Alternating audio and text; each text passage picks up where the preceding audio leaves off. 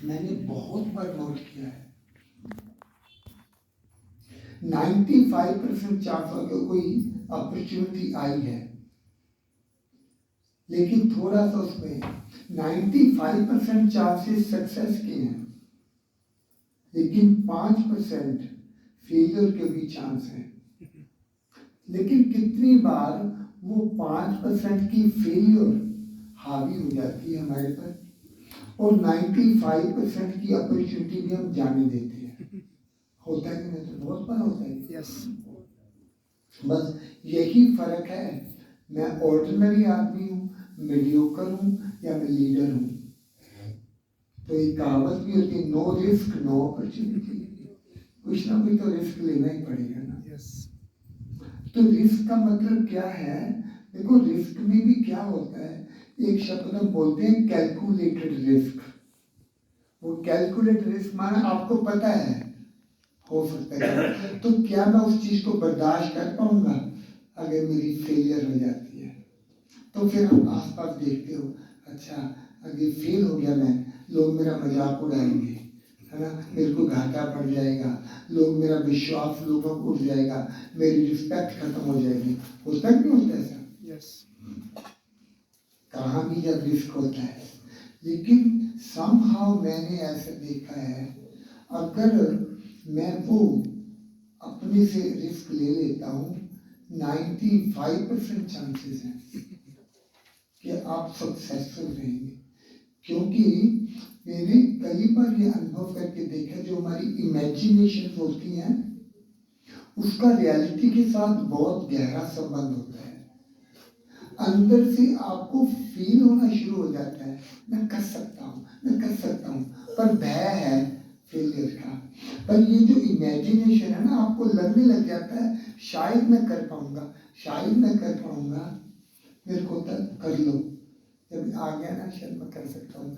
मैं आपको एक छोटी सी एग्जांपल देता हूँ। हम छोटे होते थे तो स्कूल में घूम के जाना पड़ता था, लेकिन एक बीच में नाला आता था। तो मुझे पता है जब मेरे को फील होने लगा, मेरे को लगता है कि मैं छलांग लगाऊं तो मैं क्रॉस कर सकता हूँ, पर भय है कि नहीं, शायद अगर ना कर पाऊँ तो क्या होगा। अगर मैं कर रहा हूँ और मैं छलांग लगाऊं, नीचे गिर जाऊं, सब मेरे पर हंसेंगे ना, है कि नहीं जी, एम्बैरेसमेंट का खतरा है, और गिरूंगा तो चोट भी लग जाएगी, कुछ कपड़े खराब हो जाएंगे। तो एक दिन मैंने क्या किया, पता नहीं, बार बार सोचता था मैं। तो एक दिन मैंने क्या किया, मैं सुबह सुबह चला गया वहां, जब कोई होता नहीं आसपास। मैंने कहा मैं छलांग लगा के देखूंगा, दिन पड़े किसी को पता नहीं चलेगा। तो मैंने उस दिन सुबह सुबह गया, मैंने छलांग लगाई, मैं तो पार कर गया। लेकिन उसके बाद माना आपने देखा, करूं करूं करूं, कर लो। तो ये अपॉर्चुनिटी देखो, दोनों चीजें ही साथ साथ चलती है। और मैंने क्या देखा है, हम इंजीनियरिंग में भी ऐसा होता है, जब हम कोई चीज डिजाइन करते हैं, उसमें कई तरह के ना जो होते हैं लोड होते हैं, भार होता है जो, है ना। एक तो डेड लोड होता है, डेड माना कंक्रीट है, उसका अपना भार है ना, तो वो डेड लोड है, फॉर्मेशन है। दूसरा होता है लोग उसके ऊपर चलेंगे, क्राउड होगी, मशीनरी उसके ऊपर चलेगी, उसको कहते हैं लाइव लोड। फिर अचानक लोड आने वाले हैं, विंड लोड, तूफान आ गया और तेज आवाज चलेगी। फिर भूचाल आ गया, वो अचानक आएंगे ना, कोई कोई बहुत बड़ी चीज ऊपर से नीचे गिर जाती है, फर्श है ना, आपने उसका डिजाइन किया, पर बहुत बड़ा कंक्रीट का या कोई ऐसा लोहे का कोई चीज गिर जाती है, उसको इम्पैक्ट लोड बोलते हैं। तो देखो, जब हम कोई सी बिल्डिंग को डिजाइन करते हैं तो हमको सब कुछ इसमें लेना पड़ता है। विंड लोड माना हवा का दबाव, भूचाल का, कोई अचानक कोई चीज गिर जाती है, सब अचानक होती है।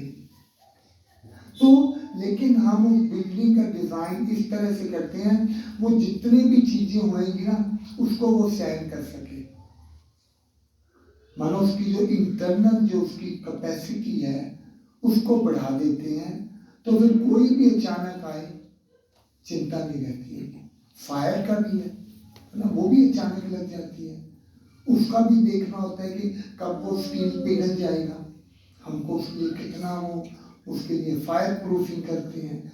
देखो ये चीजें ना ये बिल्डिंग में हम करते हैं, तो माना मेरे अंदर की कैपेसिटी अगर बढ़ी हुई होगी तो कोई भी चीज अचानक आएगी वो ऑलरेडी मेरे में ना ताकत है उसको फेस करने की, उसका सामना करने की। तो मेरे को लाइफ में हमेशा यही होता है, अपनी कैपेसिटी बढ़ाते रहो, जिसको कहते हैं बेयरिंग कैपेसिटी, जिसको सहनशीलता भी कह देते हैं ना, कितना आप सहन कर सकते हो। तो सहन शक्ति बढ़ा दो अपनी, सहन शक्ति बढ़ा दी माना आपको जल्दी जल्दी गुस्सा नहीं आएगा या गुस्सा आएगा ही नहीं। अभी देखो एक ना तो वो कैसे है, आपको एग्जांपल दे, आप सड़क पर कोई कोई एक लेडी सड़क पर जा रही है, किसी ने उसके बाल खींच लिए, उसको कैसा महसूस होगा? गुस्सा आएगा ना, और पर गुस्से में कर नहीं सकेगी कुछ तो डिप्रेस हो जाएगी, होगा जी, आएगा ना बहुत गुस्सा, उसको टॉलरेट करना पड़ता है। लेकिन वही अगर चीज को बताए, वो लेडी है ना, तो औरत जा रही है लेकिन उसकी गोद में बच्चा है, उसका अपना बच्चा, तो बच्चा उसके बालों से खेल रहा है, बीच में खींच भी देता है, उसको बुरा लगेगा क्या? नहीं लगेगा। क्यों? चीज तो वही थी ना, खींचा ही था ना बाल, पर किसी बाहर वाले ने खींचे होते तो उसको कितना बुरा लगता। वही बाल बच्चे ने खींचे तो बुरा नहीं लग रहा है। तो इसका मतलब बात ये नहीं है कि क्या हुआ, पर कैसे हुआ, किसने किया, उसका बहुत बड़ा प्रभाव होता है। तो हमको होता है, देखो उसको प्यार है ना बच्चे से, तो वो टॉलरेंस आ गई, सहन करने की शक्ति आ गई कि नहीं आ गई? तो उसकी जो अंदर की शक्तियां हैं वो माता के रूप में अंदर हैं, तो उसको कोई तकलीफ नहीं होती है। माँ अपना बिस्तर भी गीला बच्चा कर देता है, माँ उसको सूखा देती है, खुद वहां लेट जाती है, वैसे करेंगे क्या? पर माँ अपने प्यार में कर लेती है, तो क्योंकि माँ के अंदर वो ताकत है सहन करने की, वो प्यार की शक्ति इतनी बड़ी है, सारी की सारी प्रॉब्लम वो सहन करती जाती है क्योंकि उसमें प्यार भरा हुआ है। तो वो हमारी अंदर की शक्ति है। तो तब भी ना बाहर की सिचुएशन आएंगी, अचानक आएंगी, अगर आप मजबूत हो ना अंदर से, कुछ नहीं होने वाला। तो इसीलिए जब अचानक परिस्थितियां आएंगी, क्योंकि आप अंदर से मजबूत हो, तो आप अपनी तकलीफ को नहीं देख के दूसरों की मदद करने लग जाएंगे। तो तभी तो आप फरिश्ता कहलाएंगे। तो मेरे को कभी नहीं होता कि विनाश के समय हम ना आराम से बैठे होंगे, कहीं कहीं छुप के बैठे होंगे, हम दुनिया के बीच में होंगे। अभी मैं आपको अपना वर्ल्ड ट्रेड सेंटर का सुना देता हूँ, जो अचानक ही परिस्थितियां आती हैं। आपने देखा वो जो नोएडा में ट्विन टावर उन्होंने डिमोलिश किए थे क्योंकि वो गलत तरीके से बना हुआ था। वो सिर्फ 3 स्टोरी के थे, 30 स्टोरी, और छोटे थे। लेकिन अमेरिका में बहुत बड़ा, वो भी 2 ही टावर थे, नॉर्थ टावर, साउथ टावर, 110 मंजिल के थे दोनों, और मैं 64वीं मंजिल पर काम करता था। तो हमारा नॉर्थ टावर जो आतंकवादी सामा बिन लादेन के आतंकवादी लोगों ने प्लेन हाईजैक किए थे और उनको बिल्डिंग के साथ टकराया था, तो हमारा बिल्डिंग को पहले टकराया था जिसमें मैं था। तो अभी देखो अचानक हुआ ना, कोई इमेजिन करता है, तो बिल्डिंग इधर गई, इधर गई, इधर गई, लगा भूचाल आया है। मेरे को मेरे याद है, मैंने कहा अरे टेबल के नीचे चले जाओ, दरवाजे के नीचे चले जाए। हमको बचपन में वही सिखाया जाता था कि ना अपना दरवाजे के नीचे, क्योंकि जल्दी जल्दी कोई चीज गिरेगी नहीं उसके ऊपर। तो हम कर रहे हैं, पर फिर बिल्डिंग खड़ी हो गई, 3-4 बार हिली होगी, फिर खड़ी हो गई। तो तब लगा कि शायद छोटा मोटा प्लेन टकराया होगा, कोई बराबर नहीं। कुछ बिल्डिंग बहुत स्ट्रॉन्ग बनाई हुई थी, उन्होंने डिजाइन किया हुआ था तो कोई प्लेन का एक्सीडेंट हो जाए। पर उनको ये थोड़ी पता था कि इतना भारी पूरा का पूरा बड़े से बड़ा प्लेन, और वो भी फ्यूल से भरा हुआ पूरा का पूरा। तो उस हिसाब से बनाया हुआ था। तो हमने नीचे उतरना शुरू किया, इतने में दूसरा प्लेन आकर दूसरी बिल्डिंग को टकराया। तो तब तो लगा कि थर्ड वर्ल्ड वॉर शुरू हो गया, क्योंकि कोई भी इमेजिन करता था कि अमेरिका जैसी कंट्री पर कोई अटैक करेगा, इमेजिन करता था। तो लेकिन फिर हम नीचे उतरे हैं, लोगों भगदड़ मच गई, क्योंकि सबको था पता नहीं अंत का समय आ गया है, थर्ड वर्ल्ड वॉर। तो अपने बच्चों के साथ रहे, माँ बाप के साथ रहे, तो वो हड़बड़ा के नीचे उतर रहे थे। और फिर क्या हुआ, दूसरा टावर जो टकराया बाद में था, हमारा पहले टकराया था, लेकिन गिरना पहले वो शुरू हो गया, क्योंकि जिस एंगल से वो लगा था तो इतना उसका वो टॉलरेट नहीं कर पाया। जितने समय तक वो टावर गिरता रहा, हमारा टावर पूरी तरह से शेक कर रहा था, क्योंकि साथ साथ ही तो था ना, ऊपर से प्लास्टर गिर रहा है, नीचे से जमीन हिल रही है, पाइपलाइन टकरा रही है एक दूसरे से, इमरजेंसी सायरन होता है, कितना स्ट्रॉन्ग होता है, वो बज रहा है, लाइट ऑफ हो रही है, जैसे देखते ना हॉरर सीन्स होते हैं ना, तो वैसे था। सब लोग चिल्लाने लगे, ये क्या हो रहा है, चीखने चिल्लाने लगे। और फिर क्या हुआ, थोड़े समय के बाद हमको मालूम पड़ा सारा जो वो मटेरियल नीचे गिरा टावर का, उसके कारण से हमारी सीढ़ियां बंद हो गई, ब्लॉक हो गई। तो हम वो सीढ़ियों को यूज नहीं कर सकते थे। फिर हम दूसरी सीढ़ी में आए, दूसरी सीढ़ी में आए तो एकदम बहुत तेजी से उसमें पानी आने लगा, क्योंकि जो पाइपलाइन वगैरह थी वो टूट गई। तो पानी इतना तेज था कि अगर हम हैंडरेल को जोर से ना पकड़े तो बह जाएंगे। तो हम हैंडरेल को पकड़ते धीरे धीरे नीचे आ रहे हैं। फिर हमको पता चला वो पानी के बहाव के कारण वो दूसरे वाली सीढ़ी नीचे से टूट गई। तो उस टावर में 3 सीढ़ियां थी इमरजेंसी स्टेयर्स, बाकी जगह 2 होती हैं, पर वो टावर बहुत बड़ा था। तो तीसरी सीढ़ी में जाने के लिए हमको एकदम अंधेरे कॉरिडोर में से गुजरना पड़ा। पानी हमारे ऊपर गिर रहा है, पानी हमारे पाँव के नीचे एड़ियों तक, हमारे शूज भीगे हुए हैं, कपड़े भीगे हुए हैं, और हम अंधेरे में दीवार का सहारा लेकर आगे जा रहे हैं। और कभी कभार वो इमरजेंसी लाइट होती ना, जब उसकी बैटरी खत्म हो जाती है फिर वो बंद हो जाती है, फिर बाद में कभी कभी वो चमकती है। तो जब वो चमकती थी तो दिखाई पड़ता था सारी बिजली की तारें, इलेक्ट्रिकल वायर, कंप्यूटर वायर हमारे ऊपर लटक रही है। तो हम अपने आप को नीचे झुकाते हुए दीवार का सहारा लेकर हम फिर बाहर निकले। हमको निकले हुए सिर्फ 4-5 मिनट हुए थे, अचानक फील हुआ नीचे से जमीन हिल रही है। पीछे मुड़ के देखा, हमारा टावर भी गिरना शुरू हो गया।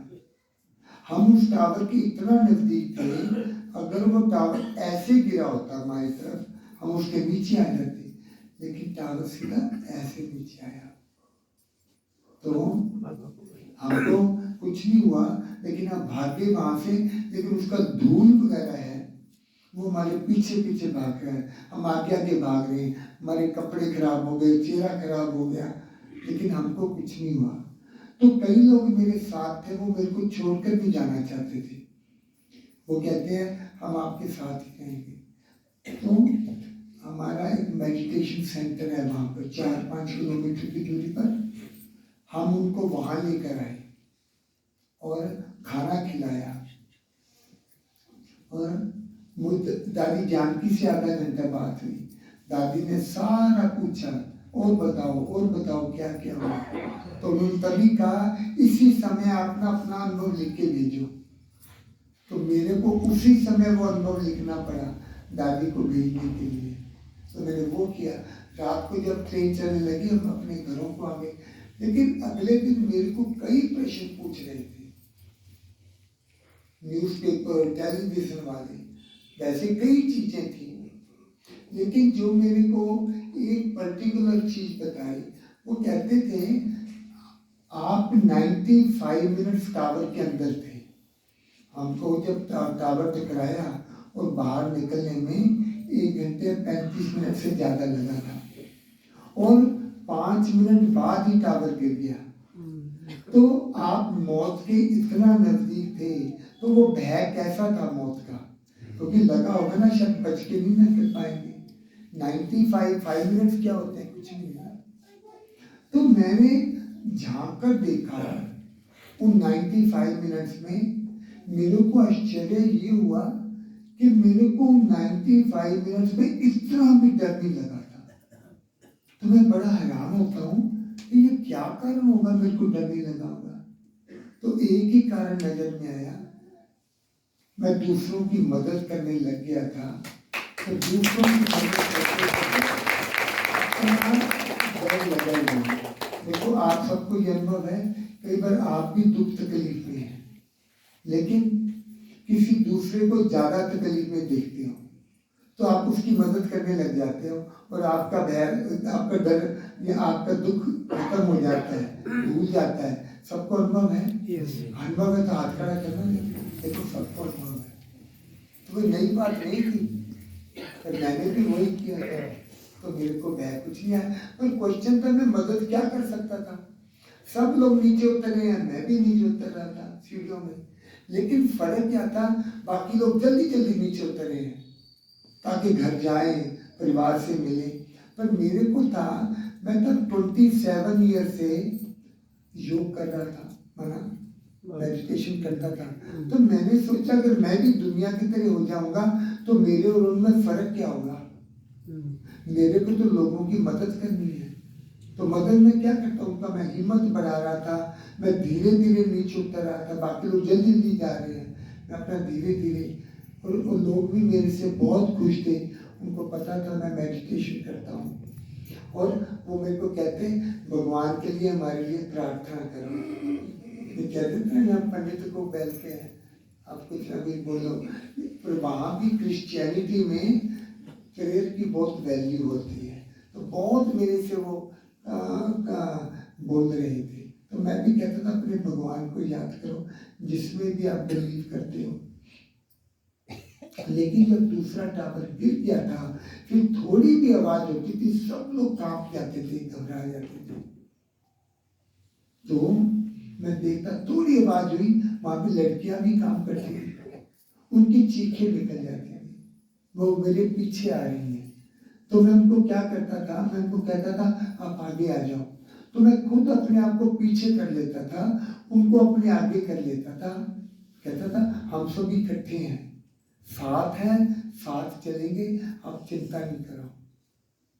तो मैं खुद अपने आप को पीछे, आपके पीछे हूं मैं। अभी देखो कोई बड़ी बात तो नहीं है ना, मैं 2 कदम आगे था, अभी मैं पीछे हो गया। और उनके लिए वो बहुत बड़ी बात थी, क्योंकि कहीं ना कहीं से उनको ये महसूस होता था बाकी लोग तो सब अपनी जान बचाने में लगे हुए हैं, कोई किसी की केयर नहीं करेगा, सब लोग थके हुए हैं, घबराए हुए हैं। तो लेकिन ये भाई हमको अपनी जगह दे रहा है, खुद अपने आप को पीछे करके हमको अपने आगे ला रहा है।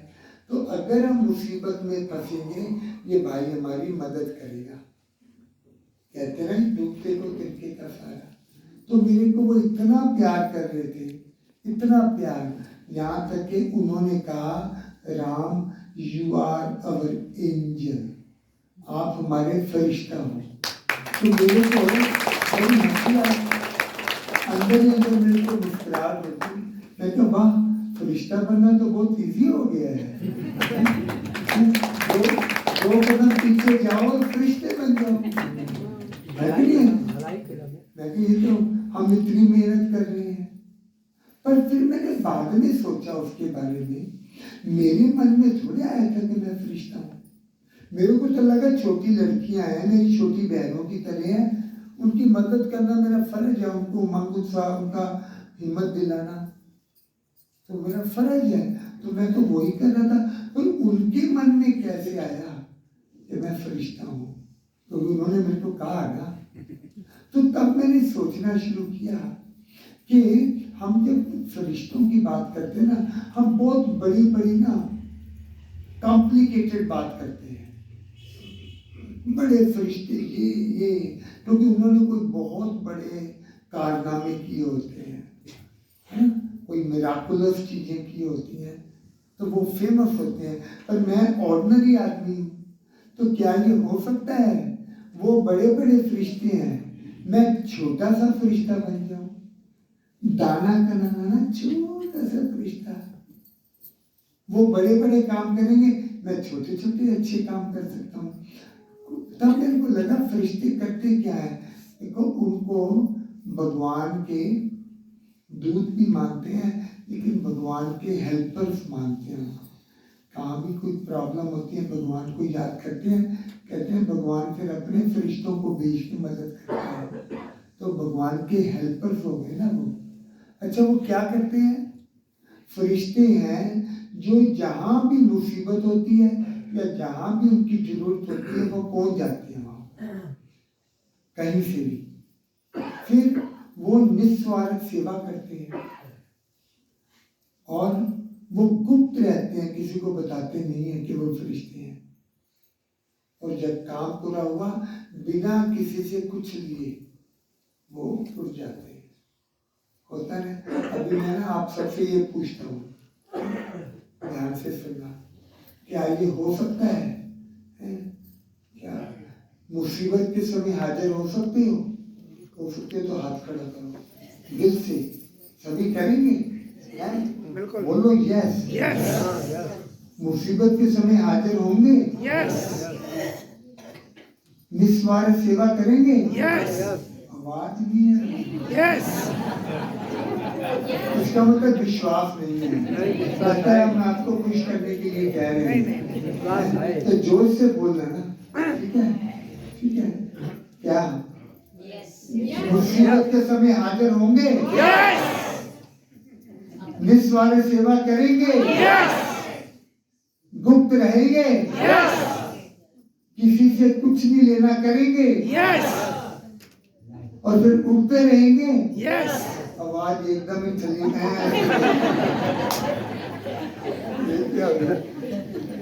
देखो, जब जोश होता है, अंदर में यकीन होता है और जिसमें लगता है कि हम करके छोड़ेंगे, है ना? एक नारा लगाया जाता है ना, क्या बोलते नारा? इंकलाब। कितना होता है? इंकलाब।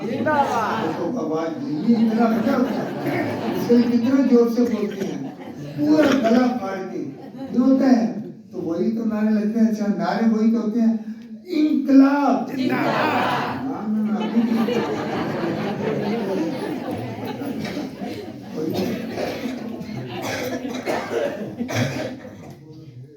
इंकलाब जिंदाबाद।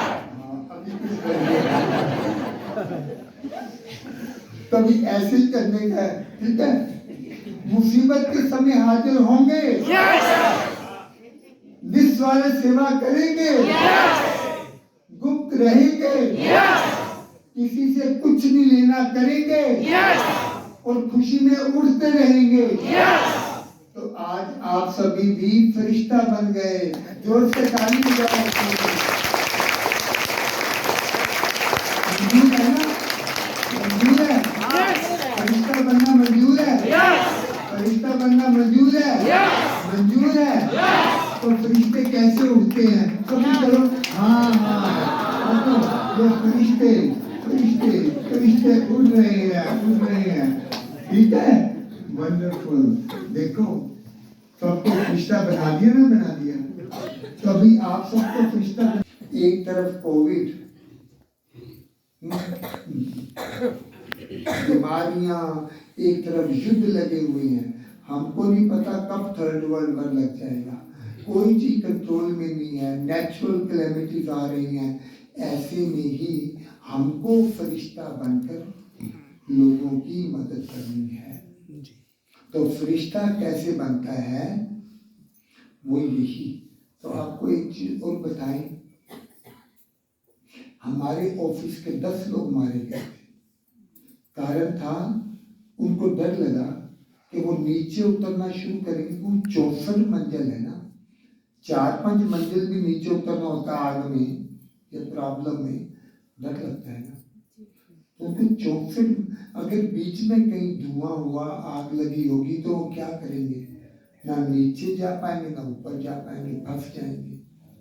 तो इस डर के मारे वो कहते हैं हम ऑफिस में ही ठीक है, जब इंस्ट्रक्शन आएंगी तो कोई लेने आएंगे तब हम जाएंगे। लेकिन हमने चलना शुरू कर दिया, हम बच के निकल आए, वो रह गए। जब तक उन्होंने चलना शुरू कर दिया, टू लेट हो गया। तो मेरे को अंदर में बहुत फील होता था, मेरे दोस्त चले गए, सुबह उनके साथ बात कर रहे थे हम, और अभी नहीं है। तो मेरी जान क्यों बची है, मैं क्यों बचा? तो कई कहेंगे बाबा ने बचाया, तो मेरे को ये कहना अच्छा नहीं लगता है, क्योंकि बाबा तो सबका माता पिता है ना। तो मेरे को क्यों बचा लिया, दूसरे उसके बच्चे नहीं है क्या? देखो, सोचो, मेरे को क्यों बचाएगा अकेले को? आज्ञाकारी बच्चे थे, दूसरे में सारे बच्चे भगवान के दोस्त हैं। आप आज्ञाकारी बच्चे थे, और दूसरे भी, हम मैं कैसे कह सकता दूसरे नहीं थे। दूसरा, मैं ये भी नहीं कहना चाहता मेरे कर्म अच्छे थे, तब बच गया मैं। तो क्या दूसरों के बुरे कर्म थे? मैं कौन होता हूँ कहने वाला कि दूसरों के बुरे कर्म थे, तब वो रह गए। डिसीजन सही लिया आपने। हाँ, लेकिन मेरे को क्या आया उस समय, देखो ये सोच की बात है कि अगर मैं समझूं कि मेरी भी जिंदगी मेरे दोस्तों के साथ खत्म हो गई है, लेकिन अभी जो मेरे को नई जिंदगी मिली है, अगर इसको मैं अपनी जिंदगी ना मानूं, अगर मैं दुनिया की सेवा में लगा दूं, फिर तो बाबा भी जस्टिफाई कर सकेगा ना कि इसकी जान क्यों बची है। बिल्कुल, मेरी जान इसलिए नहीं बची कि मैं बाबा का बच्चा था या मेरे कर्म श्रेष्ठ थे, लेकिन मेरी जान इसलिए बची है कि इसको आगे दुनिया की सेवा करनी है। तो देखो, सबके अपने अपने रोल होते हैं ना। मूवी में भी जब एक का रोल खत्म हो जाता है, फिर कोई चले जाते हैं, और जिनको आगे करना होता है वो रह जाते हैं। तो मेरे को भी रोल आगे करना था ना, इसलिए मैं बचा हूँ। तो देखो, पास्ट के ऊपर नहीं सोच के, आगे का सोच के, एक मिशन था मेरे को। तो मेरे को हमेशा लगा रहता था कुछ ना कुछ बड़ा करना है, कुछ ना कुछ बड़ा करना है।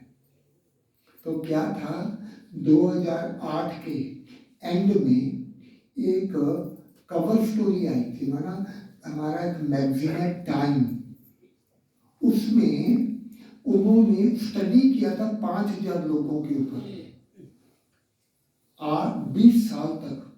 उन्होंने क्या पाया था कि जब एक जना खुश होता है, जैसे फ्लू फैलता है ना, एक से नेकों को लग जाता है, छूत की बीमारी है, खुशी भी ऐसे ही छूत की तरह फैलती है। उन्होंने देखा था जब एक जना खुश होता है, उसको देखकर 5-7 अपने आप खुश हो जाते हैं, 5-7 को खुश देख के 20-25 खुश हो जाते हैं, 20-25 खुश देख के 100-150 खुश हो जाते हैं। तो खुशी बढ़ती जाती है।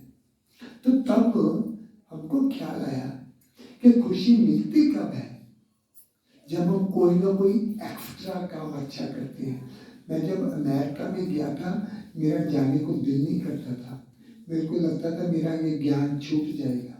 मैं 45 वर्ष पहले गया था अमेरिका में, ज्ञान में 48 वर्ष पहले आया था, 21 वर्ष का था जब मैंने ज्वाइन किया था।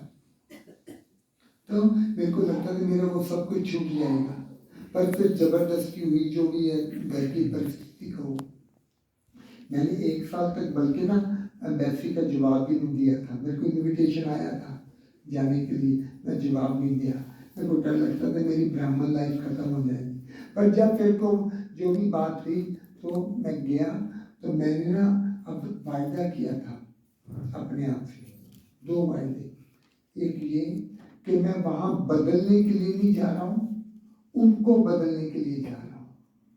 और दूसरा, मैं कुछ लेने के लिए नहीं जा रहा हूँ, देने के लिए जा रहा हूँ।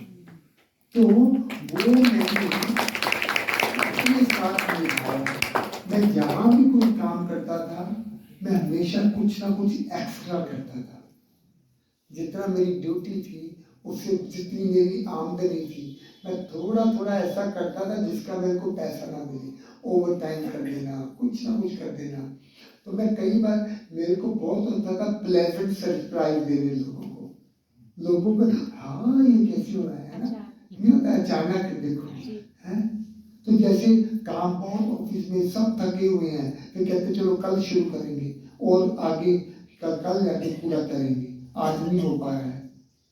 तो जब सब घर चले जाते थे थक के, मैं चुपके से ना रात को आके वो मैं काम कर जाता था। और फिर मैं ना चुपके से ना, मैं बताता नहीं था कि मैंने किया है।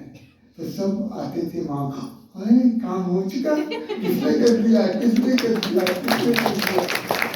तो मैं ना चुपके मुस्कुराता था। सबके वो ना खुशी के चेहरे, मेरे को बड़ा मजा आता था जब मैं देखूं किसने किया। अल्टीमेटली मैं नहीं बताता था कि मैंने किया, मगर गेस कर दे तो फिर कोई इसने किया होगा, इसने किया, तो सब कहते हाँ। फिर जब उससे भी तो पूछा नहीं, मैंने तो नहीं किया था। तो कहने का मतलब है, मेरे को हमेशा आता था कुछ ना कुछ एक्स्ट्रा करूं, उसका मजा आता था मेरे को। तो क्या था, बस वही मेरे को लगा कि खुशी कब मिलती है जब हम कुछ ना कुछ आगे बढ़कर काम करते हैं एक्स्ट्रा, जो कोई आपसे एक्सपेक्ट नहीं करते, उम्मीद नहीं करते हैं, उम्मीदों से बढ़कर करना। तो तब लगा एक टेररिस्ट है, वो अपने एक बुरे कर्म से सारी दुनिया को हिला देता है। एटम बम मतलब बम फोड़ता है, सारी दुनिया की आवाज पहुंची है, तो अच्छे कर्म वो क्यों नहीं कर पाते हैं? मेरे को ये क्वेश्चन होता था, अच्छे कर्म क्यों इतने कमजोर हैं? अच्छे लोग क्यों इतने डरे हुए हैं? क्योंकि वो जो वायलेंट लोग हैं, खराब करने वाले, उनका बोलबाला है। 1% गलत लोग 99% अच्छे लोगों पर राज कर रहे हैं। ये क्यों होता है? तो मेरे को अंदर में बड़ा जोश आता था, अगर वो वायलेंट है, हम भी गुडनेस को डायनामिक बनाए, पावरफुल बनाए। बस मेरे को अंदर में होता था, क्योंकि आपको पता था ना स्वर्ग तो बनने कैसे बनेगा। अभी तो सब लोग सहमे हुए पड़े हुए हैं, डरे हुए पड़े हुए हैं। तब मेरे को ख्याल आया कि देखो, जैसे बाबा ने भी कहा ना, वो एटम बम चलाएंगे, तो आप कौन सा बम चलाओगे? और बाबा ने कुछ और बोला है, वाह क्या वाह, मैं समझा नहीं क्या बोला। वाह वाह वाह, ये तो वाह वाह वाह, ये बम हुआ क्या? बम हो क्या? ज्ञान वर्षा करेंगे। ज्ञान वर्षा, तो वो भी वर्षा ढीली ढीली होती है तूफान। और एक और शब्द बाबा बोलते, वो एटम बम चलाएंगे, हम परमात्म बम चलाएंगे। बाबा कहते भी नहीं, बाबा कहते आत्मिक बम चलाएंगे। तो जो परमात्मा से हमको मिलता है वही तो हमारे में है। हमारे में गुडनेस है कि नहीं है? जैसे माता पिता का डीएनए हमारे में होता है ना, शरीर का डीएनए, तो परमात्मा का डीएनए कौन सा है? प्यार, खुशी, गुडनेस है कि नहीं? तो हम खुशी का धमाका करेंगे, प्यार का धमाका करेंगे, क्यों नहीं हो सकता है? तो तब ख्याल चलने लगा, धमाका, परमात्मा धमाका, तो वही स्वर्ग आएगा हमसे। धमाका एटम बम के धमाके से विनाश होगा, और परमात्मा धमाके से क्या होगा? स्वर्ग आएगा। तो वो मेरे को अंदर में तब लगा कि परमात्मा जो क्या गुडनेस है, तो तब भी लगा एटम बम कैसे चलता है। तो एटम बम देखो सिंपल, कईयों को नहीं समझ आएगा माताओं को, पर मैं सिंपल करके बताता हूँ।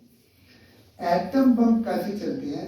एटम है ना, वो छोटे छोटे होते हैं, बहुत तेजी से दूसरों से टकराते हैं और उनको तोड़ देते हैं, लेकिन फिर वो जुड़ जाते हैं दोबारा से। लेकिन जुड़ जाते ना, एक थोड़ा सा पोर्शन ना वो एक्स्ट्रा हो जाता है, वो नहीं जुड़ता, कम पड़ जाता है थोड़ा। तो वो जो एक्स्ट्रा होता है ना, वो बड़ा अनस्टेबल होता है, कभी जुड़ नहीं पाता, तो फिर वो ब्लास्ट हो जाता है, धमाका उसका हो जाता है। तो धमाका होने से क्या होता है, वो दूसरे एटम को भी तोड़ना शुरू कर देता है। और एक बार में जिनको जाना है ना, एक बार में चले जाओ, है ना, ताकि क्योंकि कईयों को तो मजबूरी होती है ना जाने की, तो वो चले जाए, बाकी रुकेंगे ना, है ना। हाँ, जिनको किसी को बहुत बहुत मजबूरी है ना, एक बार में चले जाए। ये तो लगने लग जाता है, अरे मैं लेट तो नहीं हो गया, सब लोगों को मेरे को लगने लग जाता है ये क्या हो रहा है, सब उठने लगे, मैं बोर तो नहीं कर रहा हूँ क्या। तो तब लगा कि देखो वो जो दूसरों को तोड़ देता है, तो चेन में रिएक्शन शुरू हो जाता है।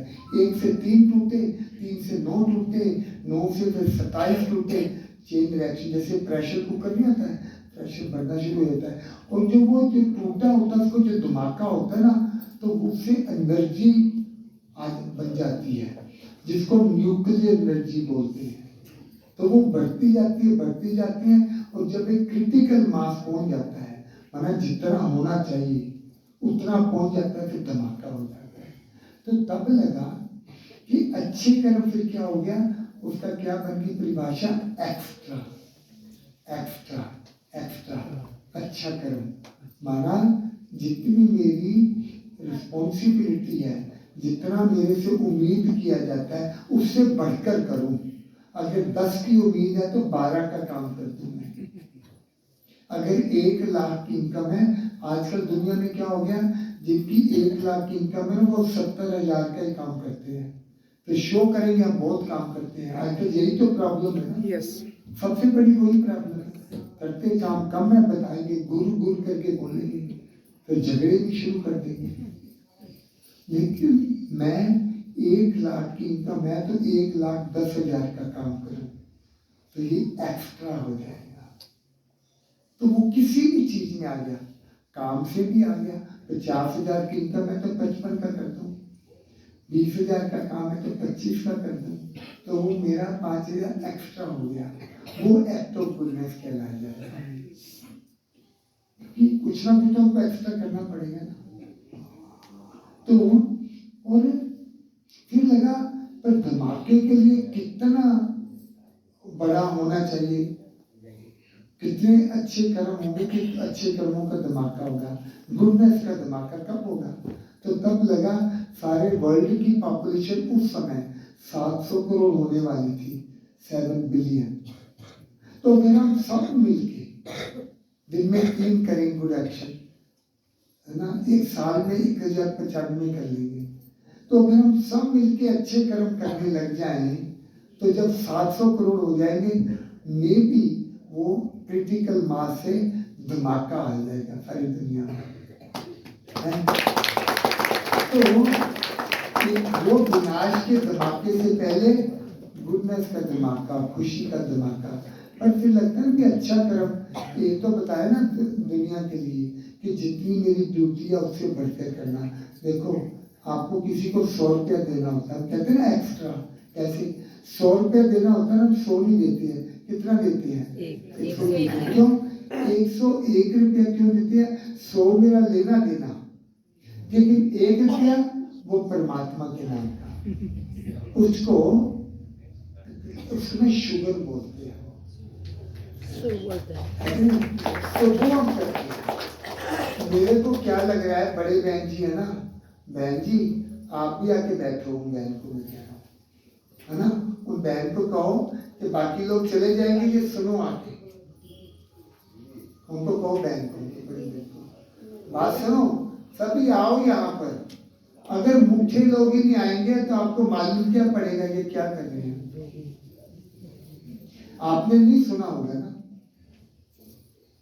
मेरे को वही आजकल मैं कंडीशन लगा देता हूँ कि हमारे बड़े बहने भी ना, आके भाई, उनको जिम्मेवारी होती है, टोली देनी होती है, होता ही नहीं होता है, मुझे पता है। बेचारे फंसते हैं दो चीजों में, करूं ना करूं, वो चले जाएंगे टोली के बिना, तो मुझे पता टोली बाहर रख दो, ले जाएंगे जिनको लेके जानी है? हाँ मुझे पता है। तो क्योंकि होता क्या है, मैंने नोट किया है, भाई बहनों को मंग आता है, कोई अभियान होता है ना, तो लेकिन वो वेट करते हैं बहनों की, जो मुख्य भाई बहन है उनकी वो वेट करेंगे। पर प्रोग्राम हुआ, बड़े मुख्य भाई बहनों को जिम्मेवारियां आ जाती हैं, खाना बनाना, लोगों को देना, भोग देना, तो उनको तो पता ही नहीं चलता प्रोग्राम क्या हुआ। दूसरों को पता है, क्लास वालों को, लेकिन वो सोचते हैं कि बहन जब कहेगी, बहन को कुछ आइडिया नहीं है वो प्रोग्राम क्या हुआ। ये तो लगा सब बड़े बड़े खुश हुए, बहुत खुश थे, सबको बहुत अच्छा लगा था, पर क्या अच्छा हो तो वो तो पता ही नहीं है। तो फिर बोला यही बार गड़बड़ हो जाता है। तो मैंने अभी ना शुरू कर दिया है, मैं यहाँ नहीं बोला, पर मैंने बहनों को कहना शुरू कर दिया, मैं बहन जी मैं तभी बोलूंगा, नहीं तो मैं बंद हो जाऊंगा, आप भी आके बैठेंगे ताकि आपको पता चलेगा।